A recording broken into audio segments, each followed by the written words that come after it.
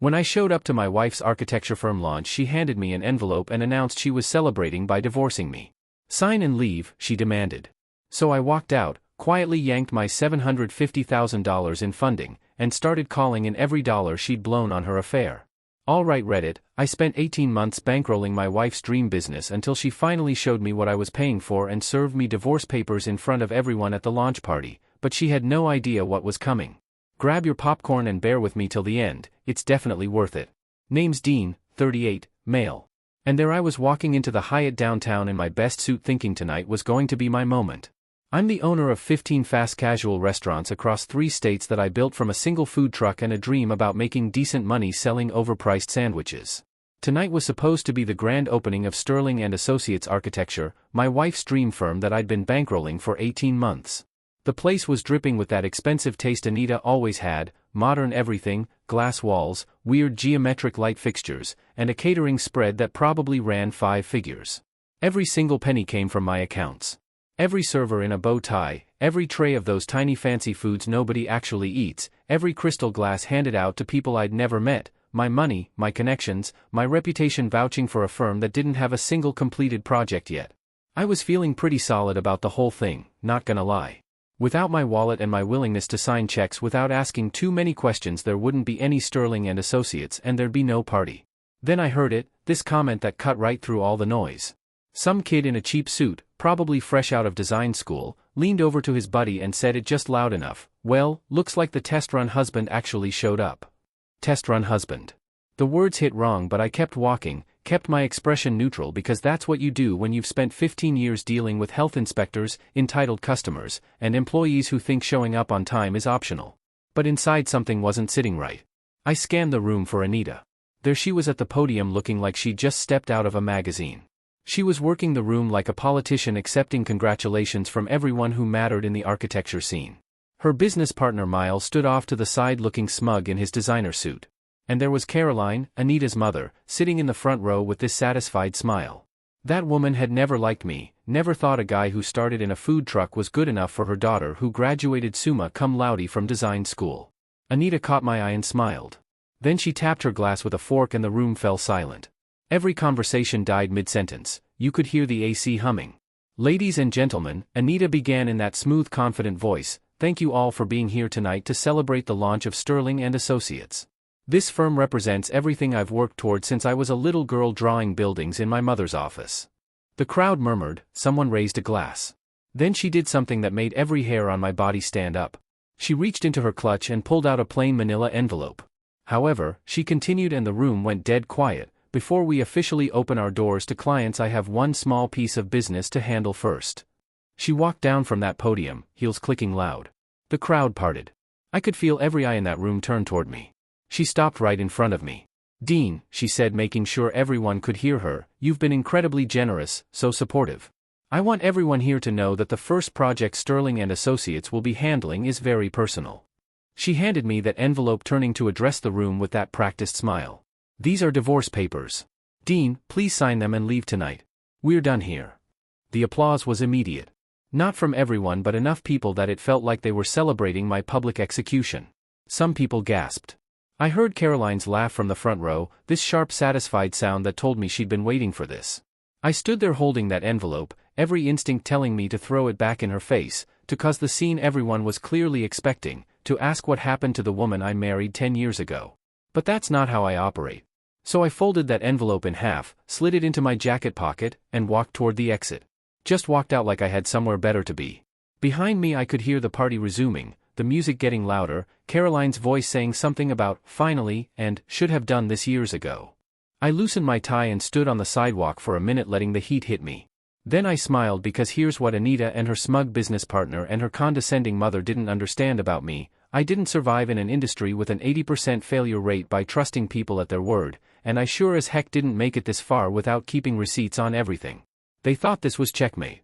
They thought they'd pulled off the con of the century, getting the working-class restaurant guy to bankroll their fancy architecture firm before cutting him loose.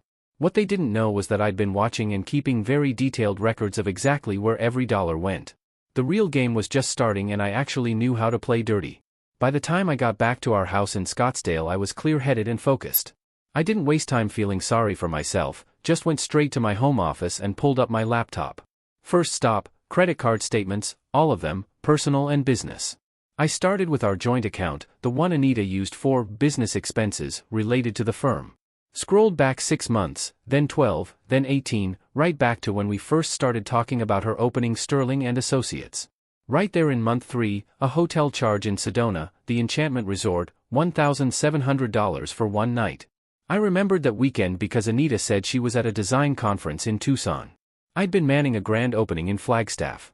Next charge 2 months later, another hotel, this one in Scottsdale, the Phoenician Resort, $1,200 for a night. That was the weekend she said she was meeting with potential clients who wanted privacy. I pulled up the dates on my phone calendar and cross-referenced them with Miles's social media because people are idiots and they always post stuff. There he was tagged at a restaurant in Sedona the exact same weekend as the enchantment charge, posted a picture of a sunset with some caption about necessary escapes. 3 weeks later tagged at the Phoenician's restaurant, same weekend as that charge. The pattern kept going, hotel charges on weekends. Anita claimed to be at conferences or client meetings, Miles's social media showing him in the same cities, same dates, sometimes the same restaurants. But the real kicker was in the business account I'd set up for Sterling and Associates, the one I'd seeded with $750,000 to get the firm started, the one Anita had full access to because I trusted my wife. Charges to furniture stores, sure. Office equipment, fine. Software subscriptions, whatever. But then there were the other charges, restaurants where the bills ran $400 to $500 for 2 people, luxury deliveries to an apartment address I didn't recognize, monthly charges to a luxury car rental service. And here's the thing that made me actually laugh, monthly payments to something called Ember Luxury Suites, $5,000 a month starting in month 6, 12 months total so far, $60,000. I pulled up Ember Luxury Suites, fully furnished executive apartments in downtown Phoenix, month-to-month leases for professionals who needed a discreet secondary residence. I sat back in my chair and just let that sink in. My wife and her business partner had been running their affair out of an apartment I was paying for, using money I'd given them to start a business.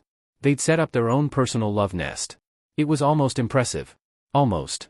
My phone buzzed, text from my manager at the Tempe location asking about scheduling. Drew had been with me since location 3, worked his way up from line cook to general manager because he was smart and reliable and cared about the business. I sent back a quick response, then stared at that credit card statement again. $60,000 for an affair apartment plus probably another $20,000 to $30,000 in hotel stays and fancy dinners and all the other stuff that goes into maintaining a side relationship. So let's do the math. $750,000 in initial business funding, another $400,000 over 18 months for office build-out, equipment, software, salaries for the 3 junior architects Anita had hired, then add the personal account charges I'd been covering, the joint credit cards, the business expenses that somehow always ended up on my cards. I opened a blank document and started making a list. Every single dollar that went somewhere other than legitimate business expenses. It took me 3 hours to compile it all. By the time I was done the sun was coming up and I had a document that would make a forensic accountant weep with joy. But here's where Anita made her critical error. When I initially funded Sterling and Associates, she was so eager to get her hands on that money that she barely glanced at the corporate paperwork. She signed operating agreements, partnership documents, financial oversight contracts, all the boring legal stuff. What she didn't notice was that I'd structured everything as a business loan with very specific terms, repayment schedules, performance benchmarks, and most importantly a clause that let me call the entire loan due immediately if I could prove funds were being misappropriated. I'd done the same thing with a restaurant location that went sideways 3 years ago. The partner tried to use business funds for personal expenses. I documented everything, triggered the clause, and legally repossessed the entire operation. I pulled up my lawyer's contact, my business attorney Celeste, who'd helped me structure every restaurant deal I'd ever done, sent her an email and attached my 3-hour spreadsheet of financial evidence. Then I waited. Banks don't open until Monday morning and I needed business hours to move that kind of money. So I spent Sunday getting everything else ready. By the time Celeste called me back Sunday afternoon, I had a pot of coffee going and a plan that was going to make Anita's public humiliation look like a warm-up act. "Dean," Celeste said, sounding impressed, "I read through your documentation. How fast do you want to move on this?" "First thing Monday morning." "Good, because this is the cleanest misappropriation case I've seen in 10 years. We can have papers filed by end of business Monday." "Do it." "And Celeste? Make it loud." I could hear the smile in her voice. "Oh, this is going to be fun. After I hung up, I sat there with my coffee and thought about Anita sleeping, probably next to her phone that was already blowing up with congratulations from last night. She had no idea what was coming. Monday morning I was at the bank when they opened at 8. Transferred the entire $750,000 from the Sterling and Associates business account to my business holding account. Not illegal, I was listed as the primary account holder with full transfer authority. Anita had signing privileges, but I'd made sure I maintained ultimate control. By 9 a.m. I was sitting in my office at the flagship restaurant, the one I still ran personally because I like staying connected to where it all started, when my phone started lighting up. Anita, 18 missed calls before 9:30. Miles, 7 calls. Caroline, 12 calls, which was hilarious because that woman had barely spoken to me in 5 years except to make snide comments. I ignored every single one. Drew showed up at 9:30 with coffees and that knowing look that said he'd heard something through the grapevine. 29-year-old Vietnamese kid who'd worked in restaurants since he was 16. Smart and loyal to a fault. Boss, he said, setting down an Americano on my desk, word is your wife's firm is having some cash flow problems this morning. That right? Yeah. Also heard you got served divorce papers at her opening party on Saturday. That true? In front of about 200 people. Yeah. Drew winced. That's cold, man. What are you gonna do? Already did it. I told him about it. Drew let out a low whistle. They found out this morning. Probably when they tried to make payroll for those 3 junior architects they hired. Or maybe when their landlord's automatic payment bounced. Wow. Drew sat down in the chair across from my desk. That was fast. Around 11 a woman I didn't recognize showed up at the restaurant asking for me. Young, maybe 25, wearing a business suit. Anita's assistant. Mr. Bennett. She looked like she'd been crying. I'm Selena. I work for Sterling and Associates. Anita asked me to deliver this. She handed me a large manila envelope heavier than the one from Saturday night. What is it? I don't know. She just said it was urgent and I had to get it to you personally. Selena shifted awkwardly. Mr. Bennett, I don't know what's happening, but we didn't get paid this morning and there's some kind of problem with all the vendor accounts and Anita's been locked in her office with Mr. Miles Langford and her mother for 2 hours and everyone's freaking out. Sounds complicated. After Selena left, I opened the envelope. Inside was a handwritten note from Anita and what looked like a settlement proposal. The note read, Dean, we need to talk about this immediately. What you did is illegal and we will pursue legal action. However, if you're willing to be reasonable, we can work something out. Call me. The settlement proposal was even better. Basically, it suggested I return the $750,000 to the business account, accept a consulting fee of $50,000 for my initial investment, and agree to a quiet divorce with no public statements. In exchange, Anita wouldn't pursue legal action for theft and we could both move on professionally. She was trying to negotiate, still thought she had leverage. I texted back one word, no. 30 seconds later my phone rang. Anita. I let it go to voicemail. She called again. Voicemail. Then Celeste called. I've got some interesting news. Anita's attorney just filed an emergency motion trying to freeze your accounts and force you to return the funds to Sterling and Associates. They're claiming spousal theft. Spousal theft of my own money from my own business account. That's their argument. They're saying the funds were a marital asset and you can't unilaterally remove them without court approval. Except I have signed documents showing it was a business loan. Exactly. Which is why their motion is going to get laughed out of court. But Dean, there's something else. I did some digging on Miles Langford like you asked. The guy's got a history. He was a junior partner at a firm in San Diego 5 years ago. Left under suspicious circumstances involving misuse of client funds. Nothing was charged, but he settled with the firm privately. So he's done this before. Looks like it. And here's the fun part, his ex-wife filed for divorce claiming adultery with a client. He's got a pattern. I sat back in my chair processing that. Celeste, how fast can you move on the misappropriation claim? Papers are already drawn up. I can file this afternoon, but once I file this it's war. Anita and Miles will fight back hard. Her mother probably has money for lawyers. Good. File it. By the end of Monday, Celeste had filed a civil suit against both Anita and Miles personally claiming fraudulent misappropriation of business funds. The evidence was all there in black and white, every hotel charge, every restaurant bill, every apartment payment. We also filed a demand for immediate repayment of the full business loan plus interest and damages. Total amount, $1.85 million. And here's the beautiful part, because Miles was listed as a co-founder and co-signer on the business loan documents, he was personally liable too. Tuesday morning I was back at the restaurant going over inventory when Drew came in with his phone out. "Boss, you seeing this?" He showed me his screen. Someone had posted on one of those architecture industry forums. Apparently Sterling and Associates had cancelled all their client meetings for the week. Their website was down and someone claimed they'd seen moving trucks at the office. "They're folding already." Drew looked impressed. "That was fast." "But they don't have a choice." Around noon my phone rang from a number I didn't recognize. "Is this Dean Bennett?" Man's voice, older, authoritative. "Who's asking?" "Judge Porter. I'm a colleague of Caroline Sterling. She asked me to reach out to you as a favor." "Mr. Bennett, I understand you're having some difficulties with your wife and you've taken some aggressive financial actions." I had to bite back a laugh. Caroline called in a favor from a judge to intimidate me. "Judge Porter, with all due respect, this is a business matter between me and two people who misappropriated my funds. I'm hoping to encourage you to be reasonable. Anita made a mistake with how she handled the divorce announcement, but that doesn't give you the right to." "Did she tell you about the apartment?" I interrupted. Caroline paused. "What apartment?" "The luxury apartment she and Miles rented with my money. $5,000 a month for 12 months. Did she mention any of that?" Silence on the other end.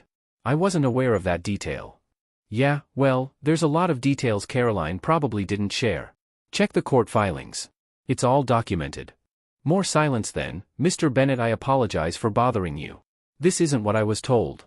Caroline Sterling tried to intimidate me with a judge and it backfired when he found out what actually happened. My phone buzzed with a text from an unknown number. "This is Miles. We need to talk man to man." I stared at that message for a solid minute. The trust fund architect who thought he was slick wanted to talk man to man. I texted back, "Sure. Come by the restaurant tonight 9 p.m. Come alone." His response came fast, "I'll be there." Oh, this was going to be good. Miles showed up at 9:15. I'd sent the closing staff home early and was sitting at the bar in the empty restaurant with a cold coffee.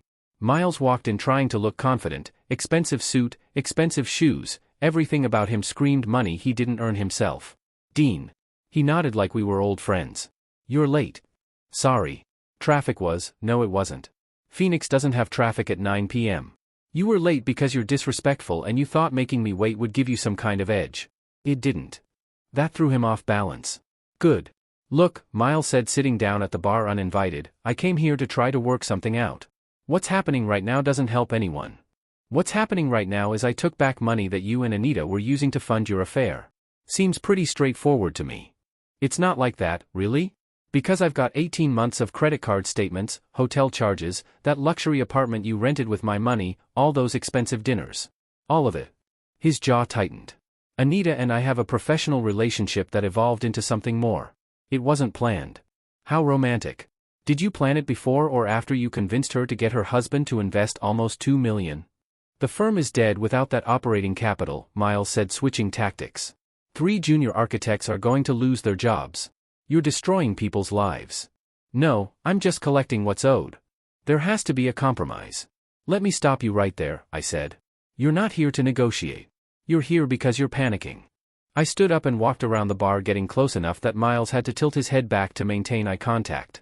"You and Anita are going to repay every penny plus interest plus damages. And if you don't, I'm making sure every architecture firm in the Southwest knows exactly what kind of person you are." He stood up, trying to recover some dignity. "You know what? You're bitter and vindictive, and this is all about your ego being hurt. Anita wanted out of your marriage for years, but she was too afraid to leave because you controlled all the money. Is that what she told you?" I smiled. "Here's the truth. Anita wanted the money and the status and the lifestyle, but she didn't want the guy who gave it to her.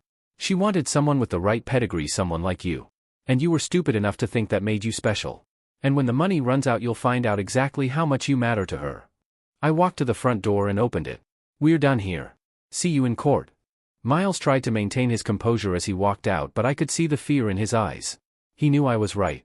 After he left, I locked up and sat in the empty restaurant for a few minutes. Tomorrow was going to be interesting. Wednesday morning I got a call. Let it go to voicemail. The message was Caroline's voice, sharp and imperious, like she was leaving instructions for a servant. "Dean, I'm coming to your restaurant this morning at 9 o'clock.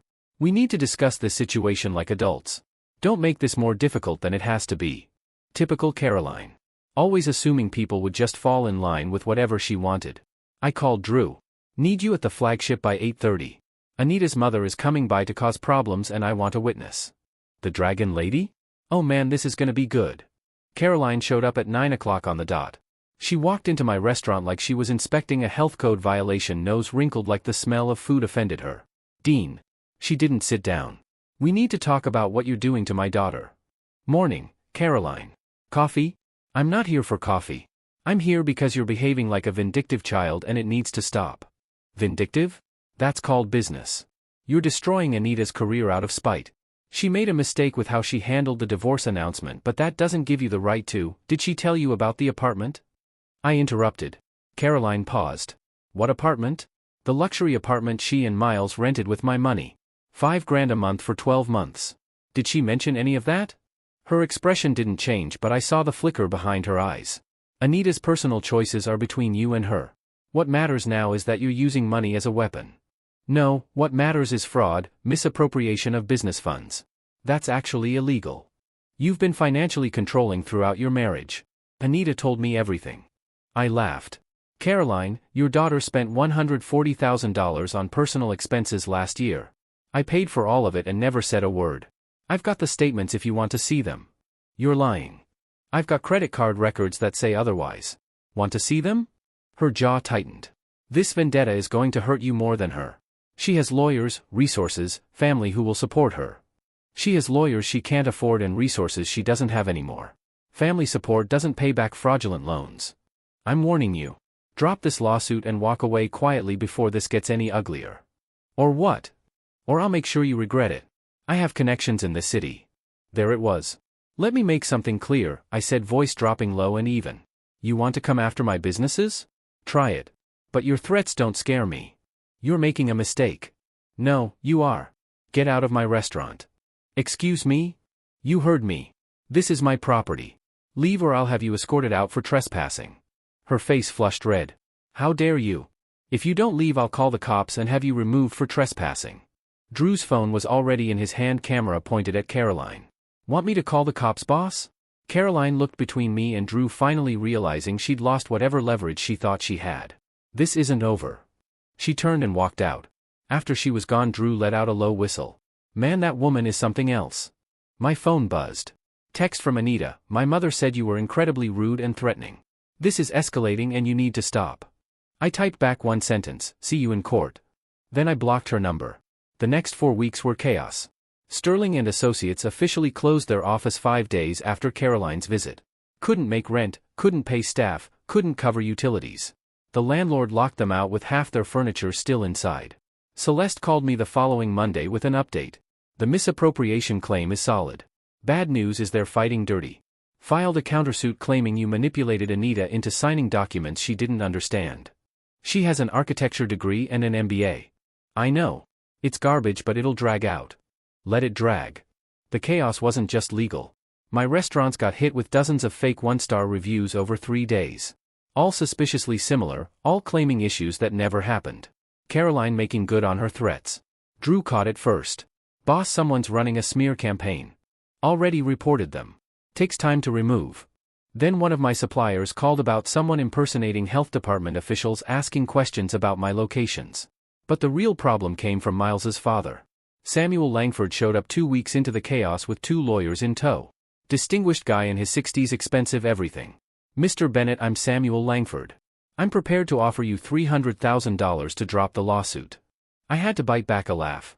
Your son helped my wife steal almost $2 million. You think $300,000 makes that go away? Samuel's expression hardened. Take the offer or I'll make sure this lawsuit costs you more in legal fees than you'll ever recover. I have attorneys on retainer who bill $800 an hour. Nope. You're making a mistake. I've been hearing that a lot lately. Answer's still no. That same afternoon the health department showed up for a surprise inspection. Completely random, they said. I knew better. Someone called in a false complaint hoping they'd find violations. They didn't. My restaurants were always clean, but it still cost me 4 hours of lost business. 3 days later Anita called from a different number. Dean. Her voice sounded tired, strained. This has gone too far. Can we please just talk like adults? Nothing to talk about. Yes, there is. The firm is dead. Miles and I are both buried in legal bills we can't pay. His father is threatening to cut him off financially if this gets any worse. My mother is barely speaking to me because I lost the money she'd invested too. Caroline invested in the firm, $50,000. She was going to be a silent partner. Now that's gone too. And she's furious. That explained why Caroline was so invested in threatening me. Not my problem, I said. Dean, I'm sorry. Okay? But can we please find a way to end this? You want it to end? Pay back what you owe. I can't. You know I can't. We have nothing. You made your choices. Now you get to live with them. You're going to destroy us over this. Completely ruin two people's lives. I'm not destroying anything. I'm just holding you accountable for your choices. Big difference. She was crying now. There has to be something we can work out. There isn't. See you in court. I hung up and blocked that number too. That night I sat in my home office going over the damage. Legal fees were piling up. My restaurants were holding steady despite the fake reviews and harassment, but the stress was affecting my staff. Drew had been putting in 70-hour weeks helping me manage everything. Celeste was billing me thousands a day to fight off Anita's countersuit and deal with Samuel Langford's lawyers. This was costing me, maybe not as much as it was costing Anita and Miles, but still real money, real time, real energy that should have been going into my business. But some things were worth the cost, and watching Anita's perfect life crumble piece by piece, that was worth every penny. 6 weeks after everything imploded, Celeste called with news. They're settling. Anita and Miles are both agreeing to the full repayment terms. Structured payments over 7 years garnished from any income they earn. It's not perfect, but it's documented and enforceable. What changed? Samuel cut off Miles completely, told him to handle his own mess, and Caroline apparently ran out of patience with Anita's situation. Without family money backing them, they can't afford to keep fighting. So I won. You won. Papers should be ready to sign by the end of the week. I should have felt more satisfied, should have felt vindicated, but I just felt tired. The restaurants were fine. The fake reviews had been removed and the business was steady. Life was moving forward, just not in the direction I'd expected a year ago. Saturday afternoon I was at the flagship restaurant doing inventory when the front door opened. I glanced up expecting a customer who hadn't seen the closed sign. It was Anita. She looked tired. No makeup, eyes puffy and red. Dean. Her voice was quiet. I know you probably don't want to see me. She walked to the bar and sat down on a stool. I didn't stop her. I signed the settlement papers yesterday, she said. 7 years of payments. Basically every dollar I make above poverty level goes to you until the debt is paid. That's the deal. Anita flinched. I know. I know what I did was wrong. I know I hurt you. I know I ruined everything we built together. Is there a point to this? I came to ask if there's any chance we try to fix things between us. We can work through this. 10 years has to count for something. I stopped counting inventory and looked at her. Saw the desperation in her eyes, the hope that maybe somehow she could salvage this. You're serious? I am. I made terrible mistakes, Dean. I got caught up in this idea of who I was supposed to be and I forgot about who I actually was. Miles was a mistake. The divorce was the worst mistake of my life and I know I can't undo any of it. But maybe we could start over. Try again. No, the word came out flat. Dean, please, let me make something clear. You didn't make mistakes. You made choices. Those were conscious decisions because you thought you were smarter than me. I didn't. Yeah, you did. You thought I'd be so grateful that someone like you married someone like me that I'd accept whatever you did. You thought wrong. Her eyes filled with tears. But I've lost everything. My firm, my career, my reputation. I have nothing left. And you think that's my problem? I think maybe we could help each other. Start fresh. You humiliated me in front of 200 people and acted surprised when I fought back. We're not having that conversation. She stood up, wiping her eyes. So that's it. 10 years together and it means nothing. It meant something. Past tense. You killed it when you handed me those divorce papers. I don't believe that. I think you still love me. No, I don't. She opened her mouth to respond, but I kept going. You'll spend the next 7 years paying back that debt. And every month when you see that garnishment, I want you to remember you had a husband who loved you and supported you, and you threw it away for an affair with a trust fund kid who bailed when things got hard. That's your choice to live with. I walked to the front door and opened it. Have a good life, Anita. Hope it was worth it. She stood there for a moment, maybe hoping I'd change my mind, maybe just processing that it was really over. Then she walked out without another word.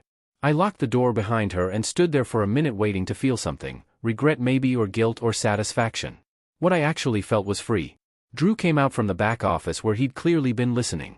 Boss, that was cold as ice. She earned it. Yeah, she did. You okay? I'm good. Come on, we've got inventory to finish. Back to work, huh? Always. As I went back to counting inventory and planning expansion and doing all the actual work that built my business, I realized something. Anita spent 10 years wanting to be someone impressive, someone important, someone who mattered in the architecture world. And I'd spent 10 years building something real, creating jobs and opportunities and a business that would outlast any drama. She got her moment in the spotlight at that opening party. I got 15 successful restaurants and a franchise deal in the works. 6 months later, I was at a restaurant industry conference in Seattle when I ran into Selena, Anita's former assistant. She was working at an architecture firm, looked happy and successful. "Mr. Bennett, I didn't know you'd be here. Industry conference. Negotiating a regional franchise agreement. You know the firm I work for is presenting on sustainable design." She hesitated. "I heard about everything that happened. For what it's worth, I think you did the right thing. Appreciate that. Anita's working as a freelance designer now. Small residential projects, barely making ends meet from what I heard. That's what happens when you burn your reputation." She came by our firm asking if we were hiring. We weren't. Selena smiled. "Honestly, even if we were, nobody wants to touch her. Word gets around." We talked for a few more minutes about industry trends, normal conversation, professional. As I walked away, I realized I didn't care what happened to Anita anymore. Didn't care if she was struggling or succeeding. She was just someone I used to know. And I was the owner of a growing restaurant franchise with expansion into 4 new states and a consulting offer from a national hospitality group. Guess we both got what we wanted in the end. Guys, we are so close to hitting 100,000 subscribers on this channel. If you are not subscribed, please consider subscribing. It really helps hit that 100,000 mark. Thanks for making this dream come true. 9.5s fast.